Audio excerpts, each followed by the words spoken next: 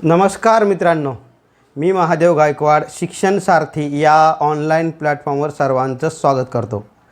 शिक्षण सेवक बांधवांनो, आजचा व्हिडिओ शिक्षण सेवकांच्या दृष्टीने अतिशय महत्त्वाचा आहे, कारण आज आपण या व्हिडिओमध्ये शिक्षण सेवकांची सेवा ज्येष्ठता यादी नेमकी कोणत्या नियमानुसार किंवा कोणत्या GR नुसार लावली जाणार आहे हे पाहणार आहोत। आपणास माहितीच आहे की शिक्षण सेवकांच्या किंवा कोणत्याही शासकीय कर्मचाऱ्याच्या दृष्टीने सेवा ज्येष्ठता यादी अतिशय महत्त्वाची असते, कारण या यादीवरच किंवा या तारखेवर तुमची बदली तारीख ठरणार असते, तुमची पदोन्नती तारीख ठरणार असते आणि जे काही इन्क्रिमेंट मिळतात त्यासाठी सुद्धा सेवा ज्येष्ठता यादी अतिशय महत्त्वाची असते।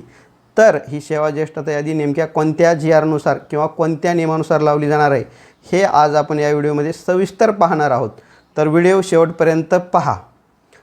तर मित्रांनो, शिक्षण सेवकांच्या दृष्टीने सेवा ज्येष्ठता यादी का महत्त्वाची हे आपण पाहिलंच आहे, कारण बदली असो किंवा पदोन्नती असो किंवा इतर बाबतीतही सेवा ज्येष्ठता यादी अतिशय महत्त्वाची असते।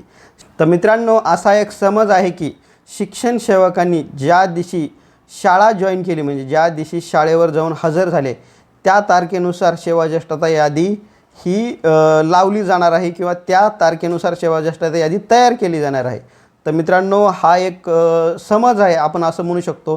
कदाचित या अगोदर ज्या काही भरत्या झालेल्या आहेत त्या संदर्भात किंवा त्या अनुषंगानं ते खरंही असेल, परंतु आपल्या बाबतीत मात्र ते खरं नाही आहे, कारण आपण एक बॅच आहोत किंवा एक तुकडी आहोत। आधी ज्या काही भरत्या झालेल्या आहेत पूर्वी त्या ठिकाणी बॅच किंवा तुकडी ही संकल्पना नव्हती, परंतु आपण एक बॅच पवित्र पोर्टलच्या माध्यमातून जे काही शिक्षण सेवक बांधव जॉईन झालेले आहेत ते सर्व एक बॅचमध्ये येतात, त्यामुळे आपणास वेगळे नियम लागतील। तर मित्रांनो, शिक्षण सेवकांची जी काही सेवा ज्येष्ठता यादी लावली जाणार आहे त्या संदर्भात माहिती घेण्या अगोदर आपण सेवा ज्येष्ठता यादीचे जे काही थोडक्यात इतिहास आहे ते पाहणार आहोत। तर मित्रांनो, सेवा ज्येष्ठता अधिनियम 1943 अतिशय महत्त्वाचा आहे। म्हणजे ज्यावेळेस महाराष्ट्र राज्याची स्थापना झाली नव्हती त्यावेळेस मुंबई राज्य होतं, त्यावेळेस सेवा ज्येष्ठता अधिनियम 1943 आला आणि त्यानुसार सेवा ज्येष्ठता याद्या लावल्या जात असत। त्यानंतर महाराष्ट्राची ज्यावेळेस निर्मिती झाली त्या अधिनियमामध्ये कालांतराने बदल होत 1984ला मोठ्या प्रमाणात बदल झाले। त्यानंतर म्हणजेच आत्ता लेटेस्टमध्ये ते सर्व जे आधीचे सेवा ज्येष्ठता नियम संदर्भात जे काही राजपत्र होते ते अधिक्रमित करून 21 जून 2021 रोजी महाराष्ट्र शासनाने नवीन एक राजपत्र प्रसिद्ध केलं आणि त्यानुसार शासकीय कर्मचाऱ्यांच्या सेवा ज्येष्ठता याद्या लावल्या जात आहेत। अतिशय महत्त्वाचा मुद्दा आहे, कारण या राजपत्रानुसारच सर्व शासकीय कर्मचाऱ्यांच्या सेवा ज्येष्ठता याद्या लावल्या जातात आणि लावल्या जात आहेत। तर मित्रांनो, शिक्षण सेवकांची सेवा ज्येष्ठता यादी जी काही तयार करायची आहे, त्यामुळे ती जी यादी तयार करायची आहे ती सुद्धा आपल्याला या राजपत्रानुसारच तयार केली जाणार आहे। त्यामुळे हे राजपत्र आपल्या दृष्टीने शिक्षण सेवकांच्या दृष्टीने सुद्धा अतिशय महत्त्वाचं आहे।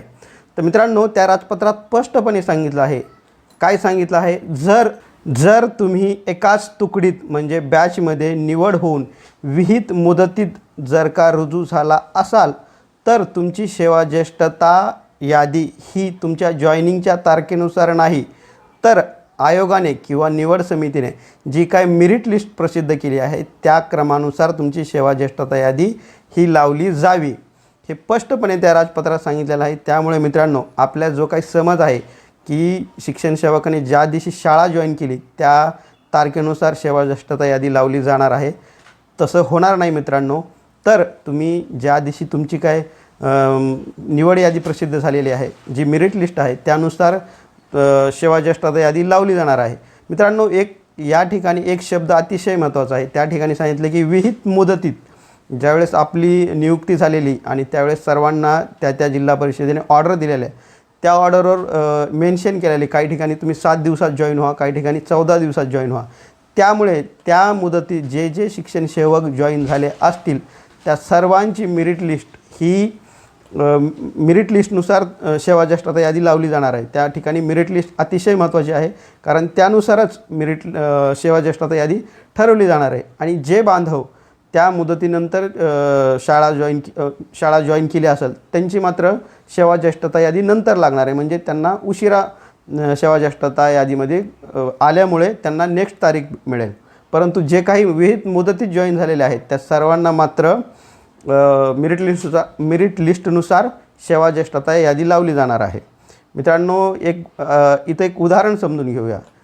एका उदाहरणाच्या माध्यमातून हे समजून घेऊ की हे कसं होणार आहे। तर मित्रांनो, समजा 2 मित्र आहेत, राम आणि श्याम, या दोघांचीही पुणे जिल्हा परिषदेत शिक्षण सेवक म्हणून निवड झालेली आहे आणि त्या ठिकाणी रामचा मेरिट लिस्टमध्ये म्हणजे गुणवत्ता यादीमध्ये क्रमांक हा 10वा आहे, तर श्यामचा मेरिट लिस्टमध्ये क्रमांक हा 15वा आहे। परंतु विहित मुदतीत काही कारणाने राम हा श्यामपेक्षा 2 दिवसांना उशिरा जॉईन झाला, तर त्या ठिकाणी कोण सेवा ज्येष्ठता यादीत वरच्या क्रमांकावर असेल? तर त्या ठिकाणी जरी श्याम आधी जॉईन झाला असेल तरीसुद्धा राम हा सेवा ज्येष्ठता यादीमध्ये वरच्या क्रमांकावर असेल, कारण तो मेरिट लिस्टमध्ये वर होता। विहित मुदतीत जर काही दोघंही जॉईन झाले असतील तर त्या ठिकाणी राम हाच सेवा ज्येष्ठता यादीमध्ये वर असणार आहे। तर मित्रांनो, हा जो काही शासन निर्णय आहे तो शिक्षण सेवकाच्या दृष्टीने अतिशय महत्त्वाचा आहे। यामुळे कुठलाही भेदभाव न होता सर्वांना न्याय मिळणार आहे आणि मेरिट लिस्टनुसार सेवा ज्येष्ठता यादी ठरवली जाणार आहे। हे जे काही राजपत्र आहे त्यानुसार काही जिल्हा परिषदेने कारवाई केली आहे का, हा आपल्याला प्रश्न पडतो। हो मित्रांनो, निश्चितच रत्नागिरी जिल्हा परिषदेने असंच एक पत्र निर्गमित केलं आहे आणि त्यात स्पष्टपणे सांगितलेलं आहे की टेट म्हणजेच पवित्र पोर्टल माध्यमातून जे काही शिक्षण सेवक जॉईन झालेले आहेत त्या सर्वांची सेवा ज्येष्ठता ही टेटच्या मार्कानुसार लावली जाणार आहे। त्याच प्रकारचं काम, अंतिम काम हे रत्नागिरी झालेलंच आहे। सिंधुदुर्ग जिल्हा परिषदेत सुद्धा अंतिम टप्प्यावर ते काम आलेलं आहे।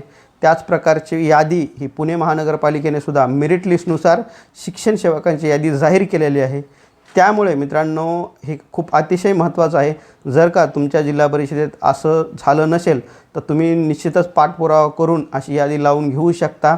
यासंबंधी जे काही GR आहे ते मी टेलिग्राम चॅनलची लिंक आहे आपल्या डिस्क्रिप्शनमध्ये, त्या ठिकाणी सर्व GRची PDF मी सेंड करतो। निश्चितच ती तुम्ही डाउनलोड करून पाठपुरावा करू शकतात। तर मित्रांनो, हा व्हिडिओ जास्तीत जास्त शिक्षण सेवक बांधवांपर्यंत शेअर करा, लाईक करा, सबस्क्राईब करा। शिक्षण सारथी या चॅनलला सबस्क्राईब करायला विसरू नका, कारण या चॅनलवर आपण अतिशय ऑथेंटिक आणि महत्त्वपूर्ण माहिती पाहत असतो। हा व्हिडिओ शेवटपर्यंत पाहिल्याबद्दल सर्वांचे खूप खूप धन्यवाद।